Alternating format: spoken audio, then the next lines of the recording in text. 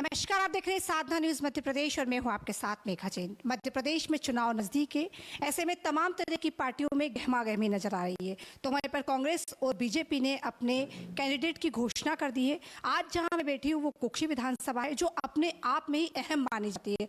और चूंकि ये आदिवासी बहुमूल्य क्षेत्र भी है, इसलिए भी ये अपने आप में अहम माना जाता है। आज जहाँ मैं बैठी हूँ मेरे साथ है जयदीप जी, जिनको बीजेपी से प्रत्याशी बनाया गया है और साथ ही मंत्री के रूप में भी वो लगातार काम कर रहे हैं। प्रदेश मंत्री का पद भी उनके पास है। तो आइए सीधे उनसे बात करते हैं और जानते हैं कि वो यहाँ की राजनीति को कैसे देखते हैं और अब आगे किस तरीके से वो यहाँ क्षेत्र में अपना कार्य करेंगे। सबसे पहले साधना न्यूज़ में आपका बहुत बहुत स्वागत है और आपको बहुत बहुत शुभकामनाएं। एक बार पार्टी ने पहली बार शायद पार्टी ने आप पर भरोसा जताया, चूँकि आप लगातार क्षेत्र में सक्रिय तरीके से काम कर रहे थे और ये साबित भी कर दिया कि पार्टी कार्यकर्ताओं को भी लगातार आगे बढ़ाने का काम कर रही है। तो अब आप क्षेत्र में अपनी भूमिकाएं कैसे देख रहे हैं? देखिए, सबसे पहले तो मैं आपके चैनल को बधाई देता हूं। साथ ही आज पार्टी कार्यकर्ता की बात होती है तो मैं भी भारतीय जनता पार्टी में प्रदेश मंत्री का दायित्व था और पूर्व में दही ब्लॉक का जनपद का अध्यक्ष था। पार्टी ने एक जनपद अध्यक्ष को विधायक पद का टिकट दिया, इसके लिए मैं पार्टी नेतृत्व को भी बधाई देता हूं। साथ में हम लोग जिन मुद्दे को लेकर हम ग्रामीण क्षेत्र में जा रहे हैं, क्योंकि लगातार 10 वर्ष से कांग्रेस का विधायक है और लास्ट टाइम हम पिछली बार लगभग यहाँ से 63,000 के करीब हारे थे, लेकिन जनता में एक आक्रोश भी देखने को मिला और हम लोग विकास के मुद्दे पर चुनाव लड़ रहे हैं और विकास के साथ में जनता से भी सवाल कर रहे हैं। विधायक के 10 वर्ष हो चुके हैं, उसके मुद्दे को भी, विधायक को जो 2 करोड़ रुपए राशि मिलती है, विधायक निधि का जो फंड मिलता है, स्वेच्छानुदान का जो फंड मिलता है, उसको लेकर भी हम ग्रामीण क्षेत्र को जागरूक करने का काम कर रहे हैं कि आपके क्षेत्र में, आपकी पंचायत में क्या काम हुआ, उसको लेकर पहले हम जब बूथ पे जाते हैं या पंचायत पे जाते हैं तो पहले हम हमारी सरकार की जो स्कीम है उसको बताते हैं। उसके बाद में हम 10 साल का विधायक का रिपोर्ट कार्ड पूछते हैं तो गांव के लोग हमको, ग्रामीण क्षेत्र के लोग बताते हैं कि हमारे मोहल्ले में फलिया चलता है यहाँ ट्राइबल में और हमारे फलिया में आज तक विधायक जी आए नहीं, विधायक जी की तरफ से काम नहीं हुआ, ऐसा उन लोगों का, आम जनता का कहना है। तो उसको लेकर भी हम लोग लगातार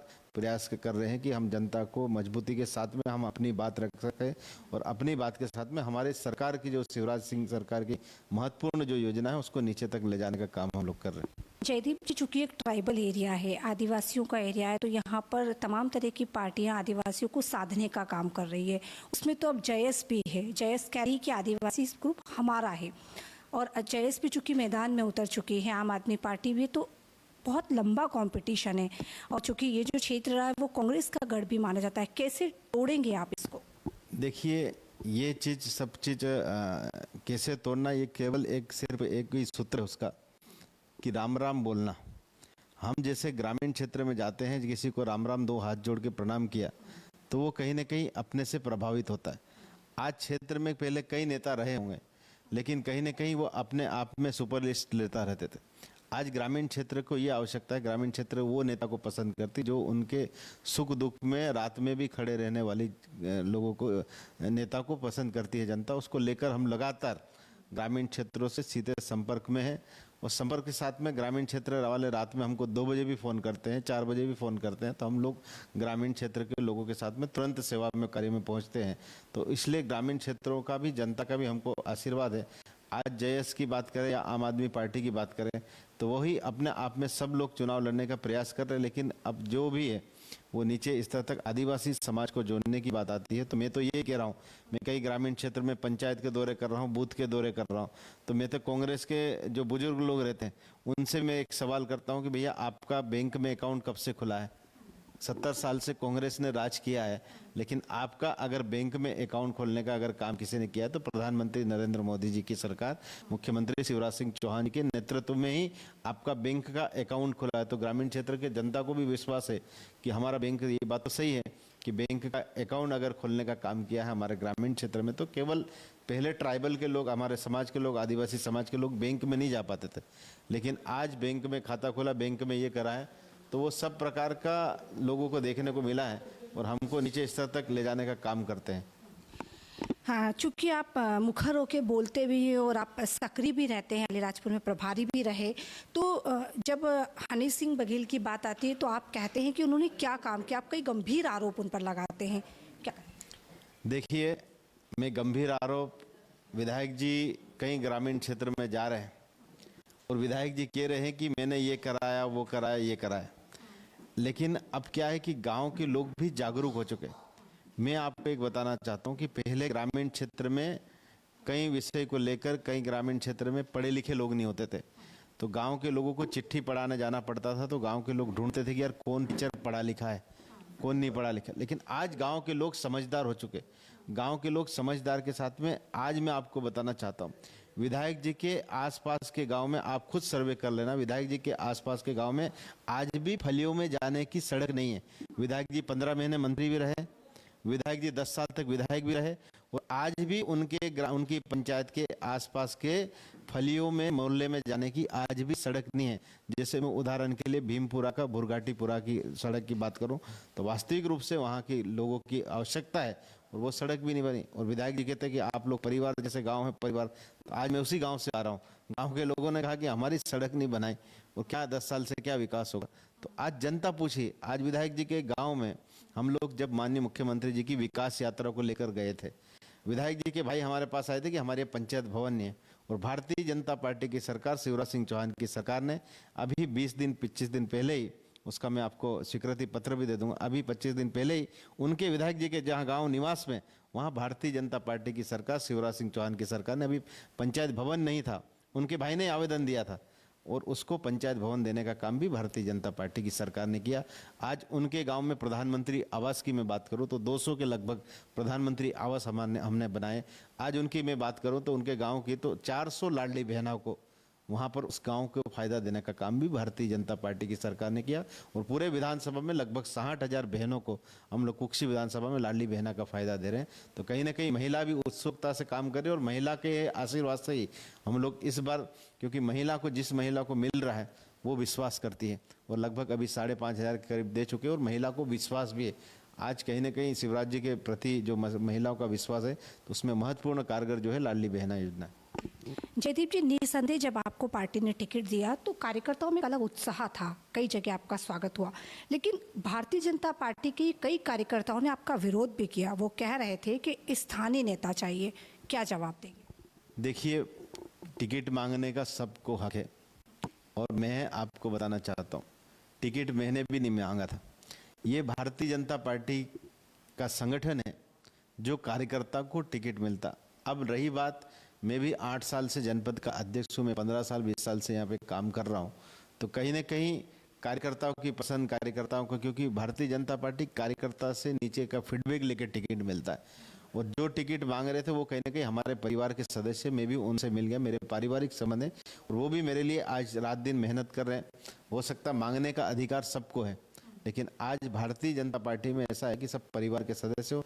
जितने लोग भोपाल भी गए, जितने लोग धार भी गए, तो वो सब लोग आज मेरे एक सहयोगी बन के काम कर रहे हैं और सब लोग का साथ मिल रहा है।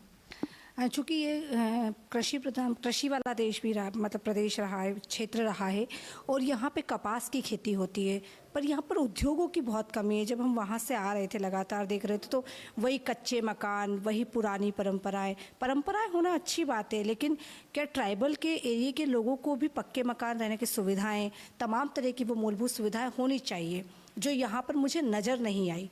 तो आपको क्या लगता है? देखिए, मैं डही का जनपद का अध्यक्ष था। जब ग्रामीण क्षेत्र की बात होती तो नमामि देवी यात्रा निकली थी माननीय मुख्यमंत्री जी की।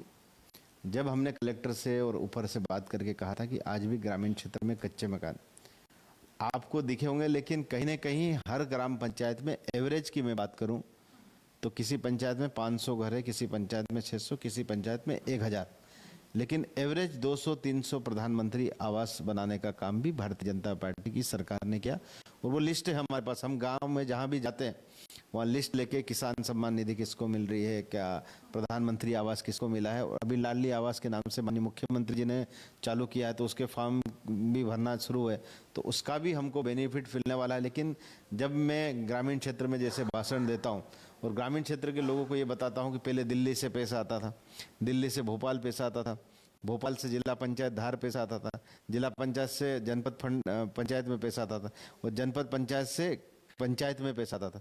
अब उसको इंदिरा आवास के नाम से 35,000 मिलता था, वो यहाँ पंचायत में आते आते 10,000 मिलते थे। तो गांव के लोग 100 लोग रहते, बोले बात तो सही है, पहले तो हमको 10 ही मिलते थे।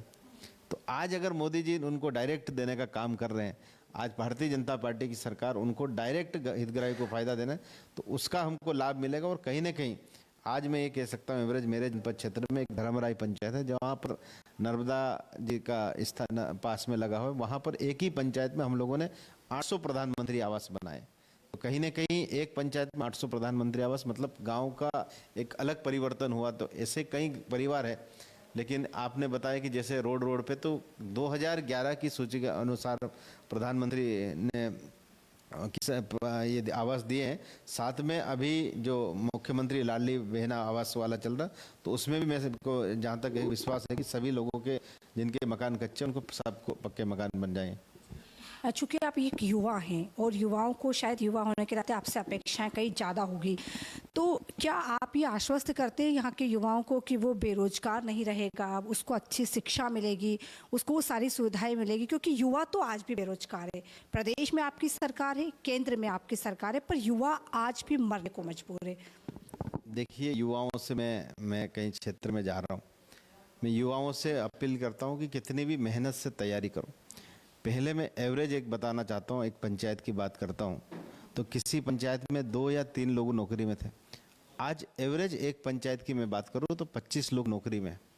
हमारा पड़ियाल गांव है जहां पर लगभग 200 आईएएस भी है, डीएसपी भी है, और एक ही पंचायत में 200 लोग के करीब बड़े अफसर है। उसको मध्य प्रदेश का सबसे बड़ा अफसर का गांव कहा जाता है। लेकिन उस गांव का उदाहरण इधर ऐसे एवरेज में बहुत सारे पुलिस बने हैं। पहले हमारे ट्राइबल क्षेत्र में महिलाएं पुलिस वाली नहीं होती थी, लेकिन आज कई महिलाएं पुलिस में हैं। पहले नर्स नहीं बन पाती थी हमारे समाज की, लेकिन आज नर्सिंग कोर्स करके कई बहनें सीएचओ बनी हैं। तो कहीं ना कहीं ये हमारे लिए एक उपलब्धि है। आज जिस तरह से पहले कांग्रेस की सरकार थी, कांग्रेस की सरकार में एक चिट्ठी से नौकरी लग जाते थे, लेकिन भारतीय जनता पार्टी में कंपटीशन का आज मैं आपको बताना, मेरे पास 2-3 ऐसे उदाहरण हैं कि हमारे यहाँ पर एक बकरी चराने वाले का बेटा भी एमबीबीएस डॉक्टर शिवपुरी में कर रहा है। आज भीमपुरा की मैं बात करूँ तो एक समूह को चलाने वाला बेटा भी आज वहाँ पर एमबीबीएस का डॉक्टर कर रहा है। तो ये हमारे लिए गर्व का विषय है। और ऐसे जो गरीब लोग आज निकल के जा रहे हैं, तो यही हमारे लिए सरकार के लिए भी उपलब्धि है। चूँकि ये आदिवासी क्षेत्र रहा है और आदिवासियों पर जिस तरीके से लगातार हमले हो रहे हैं, चाहे वो सीधी का पेशाब कांड की बात की जाए, तो आप आदिवासियों को भी आश्वस्त करेंगे कि इस तरीके के मामले अब आगे नहीं होंगे? देखिए, ये तो समाज का मामला, और समाज का मामले में हम लोग उस समय विरोध भी करते हैं, और माननीय मुख्यमंत्री जी को भी हम लोग धन्यवाद देते हैं कि तुरंत कार्रवाई की है। तो ऐसे कोई भी संज्ञान, अगर कोई भी आरोप लगाते हैं या कुछ इस तरह की घटना होती है, तो उस पर हम घटना का निंदनीय करते हैं। लेकिन साथ में हम लोगों भी, आज मैं भी आदिवासी समाज से, और आदिवासी समाज होने के नाते मैं भी कई बार समाज के साथ में मैं खड़ा रहता हूँ, और समाज के सुख और दुख के साथ में हम लोग खड़े रहने वाले हैं।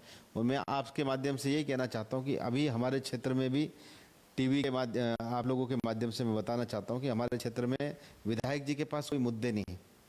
2013 में इसलिए विधायक जी को जिताया था कि नया लड़का है, नया काम करेंगे। 2018 में इसलिए चुनाव जीते थे कि 2 लाख तक का कर्जा माफ कर देंगे। 10 दिन में गिनती गिनाई उन्होंने, फिर कर्जा माफ कर देंगे। और 10 गिनती के बाद में मालूम पड़ा उनकी सरकार ही चले गए। जब 15 महीने की सरकार थी, मैं जनपद का अध्यक्ष था, मैंने वहाँ पर भाषण में, मुझे स्पीच में बुलाया था, मैं जनपद अध्यक्ष होने के नाते मैंने वहाँ स्पीच में ये कहा था कि ये लाल पीले हरे फार्म बनाना बंद करो। आप लोग तो केवल हमारे जो हितग्राही है, जिनका 2 लाख का कर्जा है, उनको बैंक का एक नोटिस फॉर्म रहता है, सील साइन करके राम सिंह, जाम सिंह, खोम सिंह का कर्जा हो, नोटिस दे दो, ये कर्जा माफ हो जाएगा। और ये प्रमाण पत्र लाल पीले गुलाबी भरे। आज मैं आपको बताते हुए दुख भी है कि कई किसानों के 4-4, 5-5 लाख के डिफाल्टर हो चुके, किसान डिफाल्टर हो जाए केवल ये कर्जा माफ के कारण। और आज कड़े आक्रोश में है वो किसान, और कई डिफाल्टर हो गए। आज समूह बात करूँ तो कई समूह महिलाएं भी डिफाल्टर हो जाए। और महिलाओं को भी आज जिस तरह से भारतीय जनता पार्टी पे विश्वास है, महिलाओं को कई समूह डिफाल्टर हो चुके। और यही कहना चाहता हूँ कि अभी हमारे ग्रामीण क्षेत्र में विधायक जी 4-5 गांव में ये कह रहे हैं कि बहुत बड़ी फैक्ट्री लग रही, चुनाव फैक्ट्री लग रही, ये लग रही, वो लग रही करके लोगों को मुद्दा नहीं बचा, उनके पास चुनाव लड़ने का मुद्दा नहीं बचा। कहीं ये बोल रहे कि जेल बन रही, कहीं ये बोल रहे कि ये बन रहा, कहीं ये बोल रहे कि यहाँ पर बहुत बड़ी फैक्ट्री लग रही, पूरे गांव को उजाड़ देंगे। अब उनके पास मुद्दा ही नहीं बचा। और गांव के लोग भी पहली बार ये देखने को मिला कि हमारे गांव के जो लोग हैं वो भी समझदार हो चुके। समझदार के साथ में ग्रामीण क्षेत्र के जो आदिवासी समाज के लोग हैं वो भी कहीं ना कहीं विकास की बात कर रहा है। आज ट्रांसफार्मर की मांग करता है, खेत में जाने की सड़क की मांग करता है, सीसी रोड की मांग करता है, मांगलिक भवन की मांग करता है। ये कहीं ना कहीं हमारे समाज की एक उपलब्धि भी कह सकते हैं कि पहले कैसे अलग चुनाव होते थे, लेकिन अभी विकास के मुद्दे और विकास के काम को लेकर बात करें तो कहीं ना कहीं ये भी आदिवासी समाज जागरूक हुआ है। जी, मेरा आखिरी सवाल, क्या जयदीप पटेल अब इस बार एक नया इतिहास रचेंगे? कांग्रेस को तोड़ के बीजेपी आएगी कुक्षी में और नया इतिहास रचाएगी? देखिए, मैं तो कार्यकर्ताओं को एक संदेश दे रहा हूँ।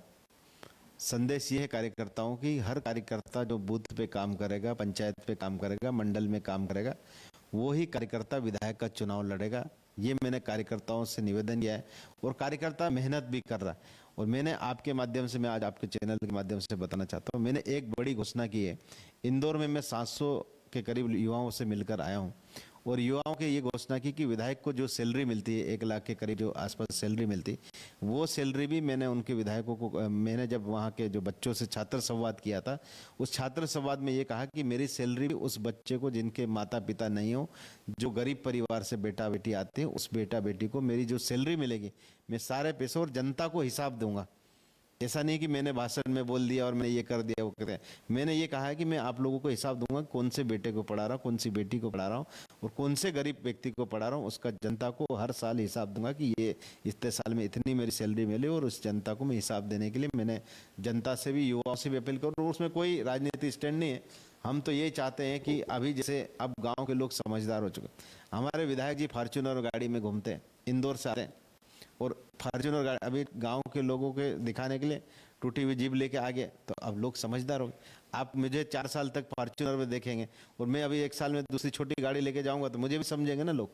आजकल जनता सब समझ चुकी है और जनता आदमी को देखते हुए काम करती है और काम के साथ में जनता, अभी विधायक जी कह रहे 80,000 पार का नारा दे रहे थे, विधायक जी कह रहे थे 80,000। तो मैंने भाषण में कहा, मैंने ग्रामीण क्षेत्र के लोगों से कि विधायक ने अपन को खरीद रखा क्या? और विधायक कौन होता है? ये तो जनता का मत है। जनता चाहे तो हमारे लीम के झाड़ पे 1 मिनट में चढ़ा देते और जनता चाहे तो पट से नीचे उतार देते। मैं तो भाषण में कहता हूँ, उन्होंने नारा चेंज कर दिया, कुक्षी की नहीं आनी भैया करके नारा चेंज किया। तो ये जनता के हाथ में। आज मैं, मेरा आकलन है, आज मैं कह दूं कि 10-20 हज़ार से जीतूंगा। जब कार्यकर्ताओं को मेरा व्यवहार नहीं, कार्यकर्ता मेहनत नहीं करेगा तो कहाँ से? ये कोई कह नहीं सकता। आज विधायक जी का नारा है 80,000 पर, तो ये जनता दिखाई, कोई किसी के उसमें नहीं है। आज जनता 1 लाख से जिता भी सकती है और जनता 1 लाख से तलावड़ी घर भी भेज सकती है। ये जनता के हाथ में। विधायक जी का गांव है तलावड़ी, ये जनता के हाथ में। इसलिए मैं सभी गांव के लोगों को ये स्पीच में बोल रहा हूँ और निश्चित रूप से मुझे पूर्ण विश्वास है कि कार्यकर्ता की मेहनत से, कार्यकर्ता के बूथ पे मेहनत करने से, पहले कई ऐसे भी बूथ है जहां पर हमको 1000 में से 11 वोट मिले, लेकिन कई ऐसे भी बूथ है जहां पर हम लोग 100 लोगों की मीटिंग करके आए और हमने उनको हिसाब बताया तो वो भी कहीं ना कहीं सोचने में मजबूर हुए। आज मैं 1 रुपये किलो अनाज की बात करता हूँ, फ्री में राशन। कोरोना काल जैसी बीमारी में भी भारतीय जनता पार्टी की सरकार, शिवराज सिंह चौहान जी की सरकार, नरेंद्र मोदी जी के नेतृत्व में हमारे गांव के लोगों को 1 रुपये किलो अनाज देने का काम किया। मुफ्त राशन था, अभी 1 रुपये किलो मिल रहा है। लेकिन आज हम लोग उन गाँव वालों से कहते हैं कि मैं 5 ट्रक लेके आ रहा हूँ और आप लोगों से 1 रुपये किलो गेहूँ मांगोगे तो देंगे, तो वो बोलते कि नहीं, हम कहाँ से देंगे। तो कहीं ना कहीं जनता को आज 20 रुपये उनसे ही खरीद रहे और हम उनको 1 रुपये किलो दे रहे, तो ये कहीं ना कहीं उसका बेनिफिट हमको मिलने वाला है और हम विकास के मुद्दे पर चुनाव लड़ने वाले हैं। राम जी की कृपा से हम लोगों को टिकट मिला तो राम जी बेड़ा पार लगाएंगे। बहुत बहुत धन्यवाद। तो आपने सुना जयदीप पटेल को। जयदीप पटेल कह रहे थे कि अगर उनको सैलरी मिलती है, विधायक बनते हैं, सैलरी मिलती है, तो वो पूरा पैसा उन छात्रों को देंगे। अब जनता को तय करना होगा कि वो किसको सत्ता पर बिठाती है और किसको सत्ता से गिराती है। आप देखते रहिए साधना न्यूज़ मध्य प्रदेश।